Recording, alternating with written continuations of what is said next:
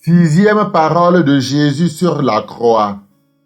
Quand il eut pris le vinaigre, Jésus dit, « Tout est accompli. » Puis, inclinant la tête, il remit l'esprit. Jean chapitre 19, verset 30. Le Golgotha est devenu le théâtre du plus grand retournement de l'histoire. Suspendu au bois après avoir goûté au vinaigre, Jésus prononce d'une voix claire cette parole. Tout est accompli. Et ce n'est qu'après l'avoir dite qu'il incline la tête et remet l'esprit. Cette parole n'est pas le soupir d'un vaincu, mais la proclamation d'un roi victorieux. Le Fils de Dieu ne meurt pas écrasé, il achève, il accomplit, il couronne une œuvre. Dans le grec de Jean, c'est un seul mot, tétélestai, un parfait qui signifie non seulement que l'action est accomplie, mais qu'elle porte des effets durables, définitifs. Tout est accompli. Les Écritures sont pleinement réalisées. Le dessein du Père est mené à terme. L'agneau a été offert. L'évangile de Jean et celui de Luc se complètent. Dans le récit de Luc, Jésus remet l'esprit en disant « Père, entre tes mains, je remets mon esprit. » Luc 23, 46. Luc souligne la confiance filiale, Jean l'accomplissement souverain. Les deux paroles se répondent. Jésus accomplit tout parce qu'il vit dans l'obéissance parfaite et l'amour du Père. Le plan de salut est achevé dans une totale offrande de soi.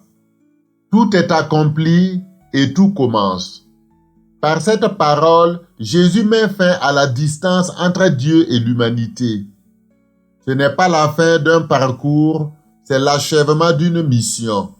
Révéler l'amour jusqu'au bout, ouvrir la voie du pardon, réconcilier le ciel et la terre.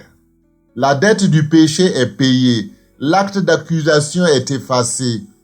Jésus ne meurt pas simplement, il livre le monde au Père. C'est la consommation de l'amour, un amour qui n'a plus rien à prouver parce qu'il sait tout donner.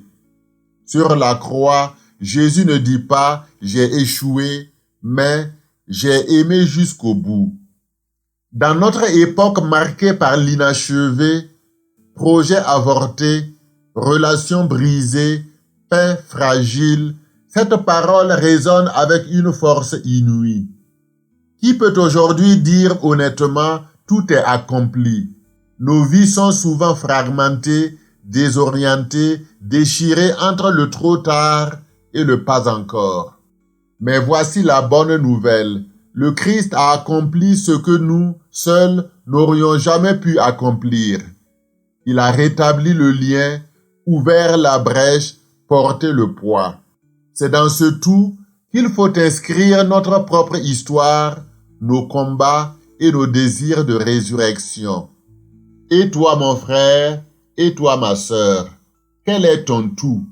Cette parole t'invite à vivre non plus sur toi-même, mais en celui qui t'a aimé et s'est livré pour toi.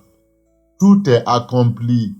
Non pas pour t'endormir dans une grâce bon marché, mais pour te relever, marcher dans la lumière et poursuivre l'œuvre de la rédemption dans ton quotidien.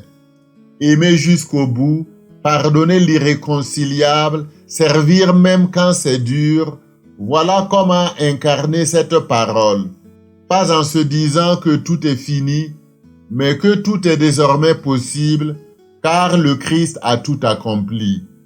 Seigneur Jésus, tu as tout accompli par amour, tu as bu jusqu'à la lie notre coupe d'amertume, tu as traversé la nuit pour nous ouvrir le matin de la grâce. Apprends-nous à vivre dans l'accomplissement de ton œuvre, à faire de notre vie une offrande, à achever avec toi ce que ton amour commence en nous. Amen.